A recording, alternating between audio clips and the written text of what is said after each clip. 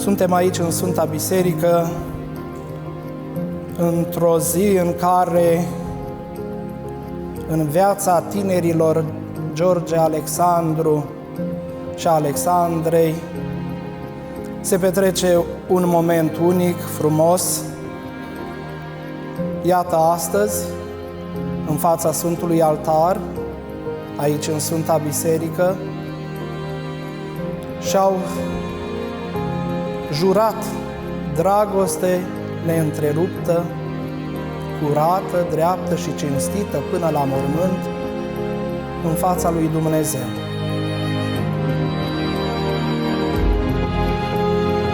Punându-se cele două verighete binecuvântate pe degetele mirilor, ei își arată dragostea unuia față de celălalt.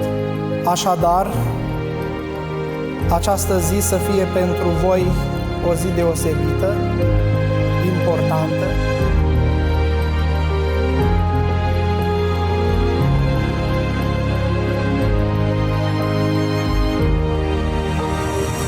Însuți binecuvintează și pe robii tăi aceștia, George, Alexandru și Alexandra, povățuindu-i pe ei spre toată fapta bună.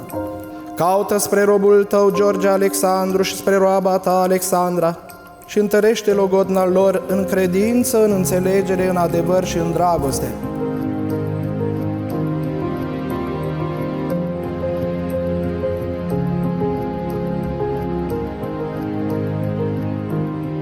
Ne bucurăm întotdeauna de fiecare dată când săvârșim taina Sfintei Cununii, pentru că tinerii înțeleg că fără taina căsătoriei ei nu sunt soț și soție.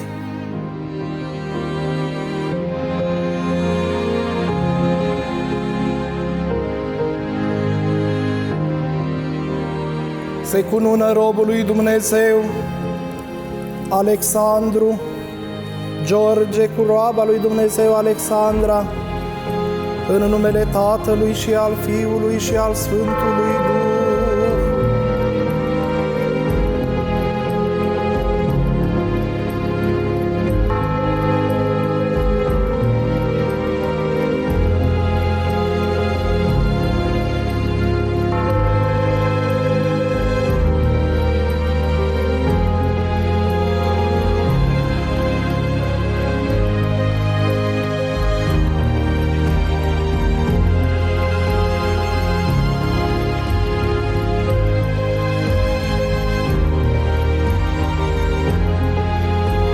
Să fiți oameni buni, milostivi, să aveți întotdeauna dragoste și respect pentru celălalt de lângă voi. Făcând milostenie, vă câștigați comoară în cer. Să fiți harnici și darnici.